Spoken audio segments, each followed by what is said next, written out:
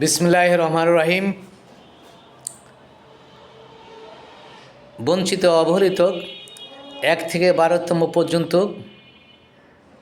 শিক্ষক শিক্ষিকা বৃন্দ, আসসালামু আলাইকুম ওয়া রাহমাতুল্লাহ। আপনাদের আন্দোলন অব্যাহত থাকার কথা।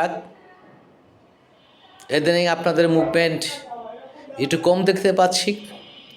আমি বুঝতে পারতেছি না যে আপনারা কি আন্দোলন থেকে সরে গিয়েছেন, না আন্দোলন চালিয়ে যাচ্ছেন অথবা স্থগিত করছেন, এটা বুঝতে পারছি না।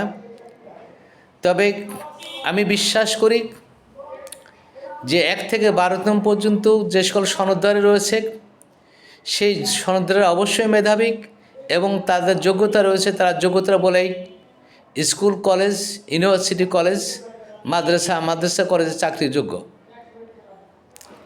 এখন একটি জিনিস আমাদেরকে বোঝা দরকার যে এনটিআরসিএ নামক যে প্রতিষ্ঠান রয়েছে সেই প্রতিষ্ঠান স্কুল, কলেজ, মাদ্রাসা চাকরি দেবে বলে বাংলাদেশের নাগরিকদের কাছ থেকে দরখাস্ত আবেদন করলো। সবাই আবেদন করলো এবং ওনারা পরীক্ষা নিলেন। যারা পাশ করলেন তাদেরকে চাকরি হওয়ার কথা, এটাই স্বাভাবিক।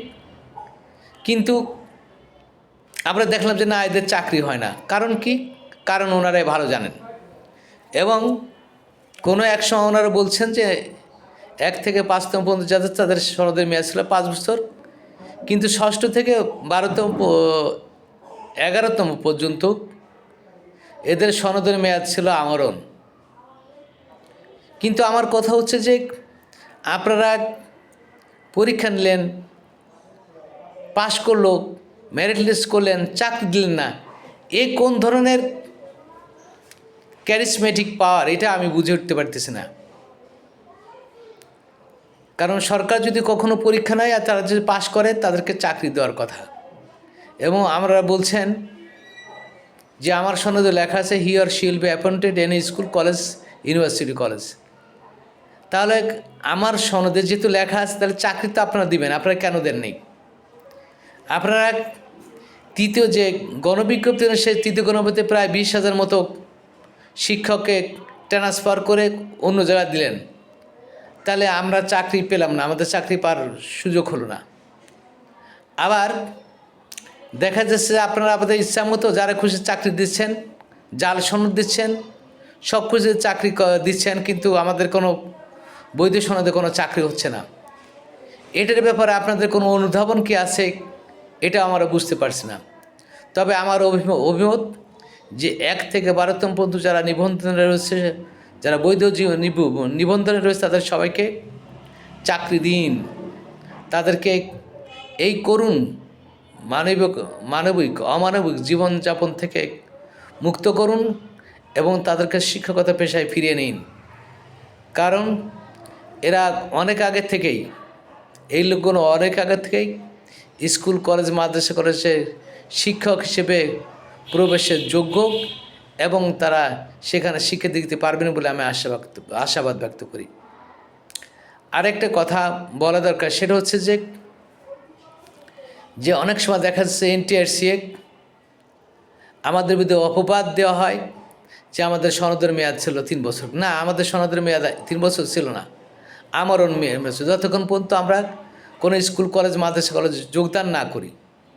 সেই ক্ষেত্রে আমি বলতে চাচ্ছি যে ওনারা চাকরি দিলেন না, কিছুই দিলেন না, আবার আমাদের সনদকে অবৈধ বলতেছেন, 3 বছরে বলতেছেন। এটার কারণ কি? আপনারা জাল সনদে কী কেন চাকরি দিয়েছেন? এই জাল সনদে তো আপনাদের চাকরি দেওয়ার কথা না। সুতরাং আমি বিশ্বাস করি আপনারা আমাদের চাকরিকে পদার্পণ করাবেন, আমাদের চাকরিতে চাকরিতে নিয়োগ দেবেন এবং এই নিয়োগের সুযোগে আমরা আমাদের সামাজিক, পারিবারিক সব স্ট্যাটাস চেঞ্জ করতে পারবো, আমাদের দেশ ও জাতির কল্যাণের কাজ করতে পারবো এবং দেশ ও জাতির গঠনের কাজ করতে পারবো। সেজন্য আমি এনটিআরসিএ শিক্ষক মহোদয় যারা রয়েছেন সবার কাছে